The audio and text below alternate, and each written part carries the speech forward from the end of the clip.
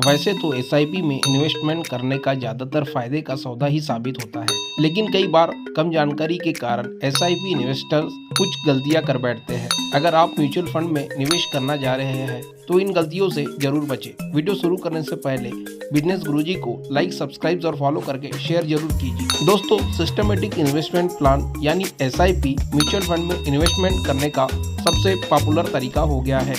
SIP उन लोगों के लिए बेहतर है जो शेयर बाजार में पेचीदगियों से खुद को दूर रखना चाहते हैं और जो मार्केट के जोखिम से बचना चाहते हैं। आपको बता दें कि एसआईपी से आप अपनी पसंद के म्यूचुअल फंड में अपनी सुविधा के हिसाब से नियमित रूप से एक निश्चित धनराशि जमा कर सकते हैं। आजकल लोग फंड्स की बदलती नेट असेट वैल्यू यानी NAV के आधार पर अपने इन्वेस्टमेंट को मॉडरेट कर अच्छा पैसा बनाते हैं। इन्वेस्टर्स हमेशा मार्केट के उछाल पर न करें इन्वेस्टमेंट, क्योंकि शेयर मार्केट में जब उछाल होता है तो कई इन्वेस्टर्स फायदा उठाने के लिए म्यूचुअल फंड में बिना सोचे इन्वेस्टमेंट करना शुरू कर देते हैं।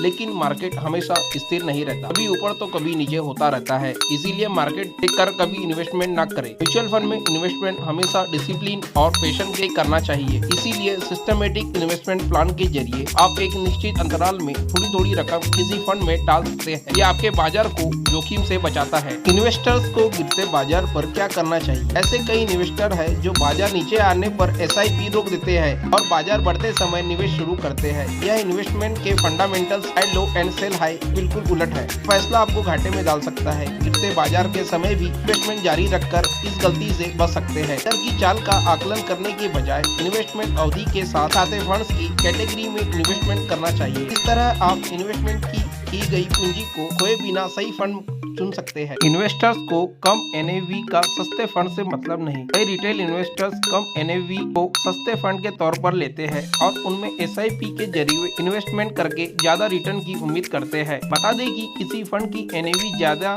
या कम होने के कारण हो सकते हैं। किसी फंड की NAV उसके असेट अंडर मैनेजमेंट की मार्केट प्राइस पर निर्भर करती है। अच्छे मैनेजर वाले फंड की NAV दूसरे फंड के मुकाबले ज्यादा तेजी से बढ़ेगी। इसी तरह नए फंड की NAV पुराने फंड के मुकाबले कम होंगी, क्योंकि नए फंड का ग्रोथ के लिए कम समय मिलता है। ऐसे में इन्वेस्टर्स को म्यूचुअल फंड में SIP के जरिए इन्वेस्टमेंट करते समय उनकी NAV पर ज्यादा ध्यान देने की जरूरत नहीं है। इन्वेस्टर्स को अपनी कंपनी के पिछले प्रदर्शन पर ध्यान देना चाहिए और फ्यूचर की योजनाओं पर फोकस करना चाहिए। इन्वेस्टर्स को लॉन्ग टर्म इन्वेस्टमेंट पर ध्यान देना चाहिए। म्यूचुअल फंड में इन्वेस्टमेंट से अच्छा रिटर्न की उम्मीद जल्दी न करें। किसी साल आपको अच्छा रिटर्न मिले और किसी साल कम रिटर्न, ऐसे में इन्वेस्टमेंट न रोकें।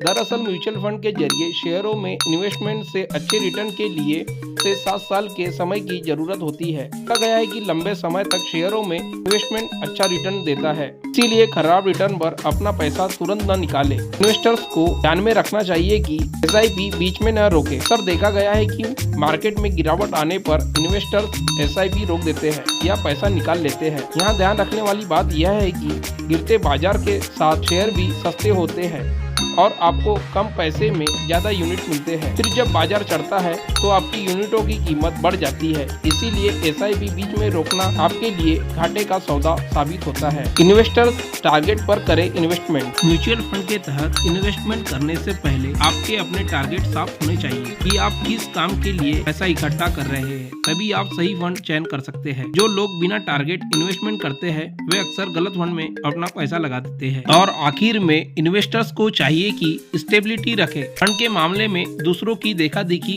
या खरीदी बिक्री न करें, इससे आपको नुकसान हो सकता है। हर किसी के फाइनेंशियल गोल्स और सिचुएशन एक जैसी नहीं होती है, इसीलिए अपने टारगेट और जेब के हिसाब से इन्वेस्टमेंट करें। कई बार हम फंड के पिछले प्रदर्शन के आधार पर निवेश करते हैं, लेकिन ध्यान रखें कि फंड का रिटर्न बदलता रहता है। फंड का मूल्य हर तिमाही में बदलता है। वीडियो अच्छी लगी तो बिजनेस गुरुजी को लाइक, सब्सक्राइब और फॉलो करके शेयर जरूर कीजिए।